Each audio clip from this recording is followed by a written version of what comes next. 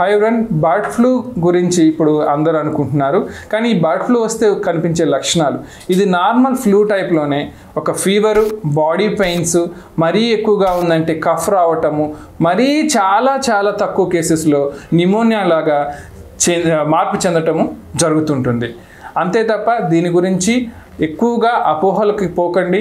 ఇలాంటి మరీ informative మరికొన్నిటువంటి health topics గురించి తెలుసుకోవాలనుకుంటే మా ఛానల్కి ఫాలో అవ్వండి.